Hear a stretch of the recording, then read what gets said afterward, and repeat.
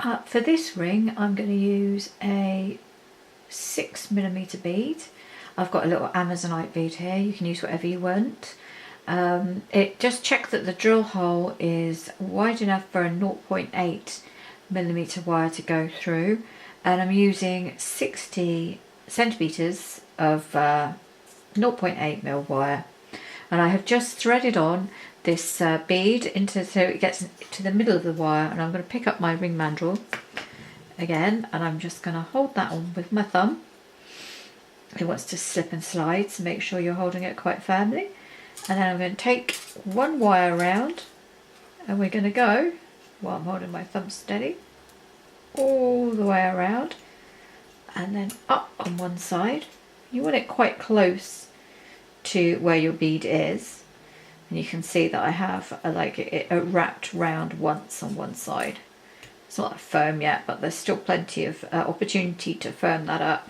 So what I'm going to do now is holding it quite steady, taking the wire all the way around the other side and back up like so. We have one wire either side of the bead with the two ends of the wires up. So I'm now at this point going to carefully hold it together and slide it off the ring mandrel and turn it to one side so you can see what we're looking at here. Now you can notice if you're not careful, that's going to come down, so you want to make sure that this side wire doesn't come down too far, because if it does, then it's just you're going to end up with a bit of a baggy bit at the bottom of your shank, and you don't want that. So trying to hold it all together, what you want to do is just feed the end of the wire up through the shank like so, and what we're going to do is we're going to make sure that it's fairly close to where the shoulder starts to lift towards that bead, if you can see. And I'm just going to go around a few times. Like I say, I usually recommend a minimum of 3. It's up to you how many you do. And we're just going to put it through like that. Make it really nice and firm, pushing it down so they're really close together. I'll do 3 on this side, and then I'll flip it and I'll do 3 on the other. So I'm just going to flip it over. Easier to do that way. Like so. I'm going to push them. Oh, I'm still paying attention to the other side there, look, and now I'm going to take this up. Pull this really firmly, like so, and you don't want it to be baggy at the bottom. And then we're going to push this up here. This is another a simple ring frame. Now you can leave it as an open top when you're done, if you choose. It's entirely up to you, or you can fill that in. I tend to fill it because I like to weave. But the finish is entirely up to you. So at the moment we have something that looks like this. So as in the previous ring demonstration, if you watched it, we're just going to trim that. You want to make sure you're not trimming inside the shank, because you don't want it to be able to catch on fingers. And then what we're going to do is we're just going to squish like that. And you want to make sure that when you've squished it, that there's absolutely no chance that's going to snag on any clothing. I'm going to flip it over again, and I'm going to do it the same to the other side. So just gentle little clip like that. Turn it, and we're just going to squidge like so. Now, as I mentioned before, you have this lovely little detail at the top. Now, you can, with a nice bead like this one, just leave it completely open, because that's quite an effective ring. You just look at it from the top like that. Or if you want to put a little bit of a decorative weave in there, we're going to, well, that's what I'm going to do. So what I'm going to pull off a little bit of 0.4 wire, like so. And what I would do is I'm going to attach it just in here. You can see that I hold at least an inch in my hands when I'm weaving. Now what you don't want to do is this, running your fingers along the wire all the time, because if you do that, you'll work hardening your weaving wire. And if you work hard on your weaving wire, it's going to not to give you a very soft weave. And all I'm doing is going around 3 times to anchor it. And if you notice, I have my finger stuck out here, and as I'm pulling, I'm allowing that weaving wire to just loop around my finger. That is so that it doesn't kink underneath.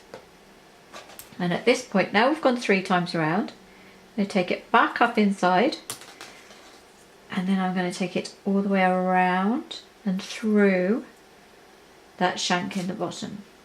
Can you see? So we're going to go around the inside of the wire, pushing it up, coming up through, pushing it up firmly again. So I'm going to go all the way around once. So what you're doing here is an hourglass motion. But at each, so you go under and over.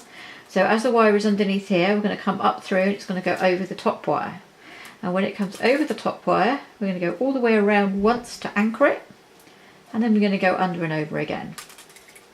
So you're doing an hourglass every time, but with an extra loop over. Now, like I mentioned before, this bit is completely optional. It's just I do like the drama of a weave.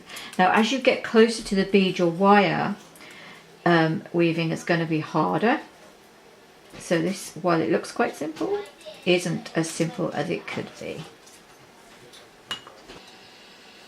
Now, as you can see, I've kept weaving in that hourglass motion until I've got a couple of millimeters away from this beautiful little focal bead. And the reason I've stopped here is because I'm actually going to add a tiny bit of detail right at this point. So rather than just going under and over and round once, I'm going to go round 3 times and then under, and it just adds a little bit of a detail. So I've already gone round once. I'm going to push that wire up, and you can see I'm coming up this side of the bead. I'm just, while I have this space before I weave the other side, well, I'm going to utilise it, and I'm trying desperately not to kink this wire. So I'm going to put it around the base of the bead like so. Don't know if you saw that because it went slightly out of focus. I'm going to go all the way around, so you have 3 little wraps here. Again, I'm holding it underneath. I'm not going to put it under the bead this time because that wasn't that great. So we're going to put it up. What you want at this point is this wire to be reasonably straight because it's going to add a little bit of detail. I'm going to take it back down through the shank like so. This point is when it can kink, so you have to be careful. Push that wire up. I'm going to hold it with the fingers underneath. If you can see, I'm holding the rest of my weaving wire underneath while I pull it up, push it back up through. This again it's just all little ways you can try and stop the dreaded kink of your weaving wire. So now I'm pulling it really firmly and pushing it up, and you can see I end up with the dents in my nails from doing this, pushing it up. Again, back through here. As it wants to kink, you can see it's twisting. I just twist that back and then gently pull it. But you can see I'm not running my hands through the wire. I'm just pulling it down firmly, pushing it back up. And we're going to now put it back up through this little hole next to the bead. And then we're going to secure it at the top, because we are close enough now that I don't want to weave any more. If I do, I'm just going to push the bead over that and it's going to end up off center. So here we go. I'm just going to push this up like here, again with my finger underneath, holding that weaving wire in place. Pull that up firmly. I'm not frightened of really pulling that wire hard. This is how you get a very neat finish, because you need a decent amount of pressure, pulling that wire nice and firmly against your base wire. If you're not firm, you can end up with a baggy wire and it doesn't look quite as good. So you can see now that that bead's not shifting anymore that way. That's fine. It's exactly where I want it to be. So I'm going to trim this wire and then finish it off. So just bringing my Zorn pliers in, and now I like these particular ones because they have a nice fine end. This allows me to get in and really nip the ends of wire quite close to where I need them. And again, that's why I like the needle nose pliers, because you can really get into a small space. Makes a real difference to your wire work. I'd say if you only invest in two things, it'll be the micro cutters and the needle nose pliers. That's my actual definite recommendation. So you can see that weaving that side looks very, very pretty. So what I'm going to do now is I'm just going to weave the other side, and then I'll show you the finished item. So here you can see I have now woven both sides. It just adds a little bit of detail to quite a pretty little ring. It's quite a simple design, but this, if you choose to weave in here, this is more kind of intermediate to get that really neat. But what you can fill that with tiny little beads if you chose, rather than a weave. You can see that when you put it on, this is what I love about this one, is you can't actually see the detail from the top. It's just beautiful.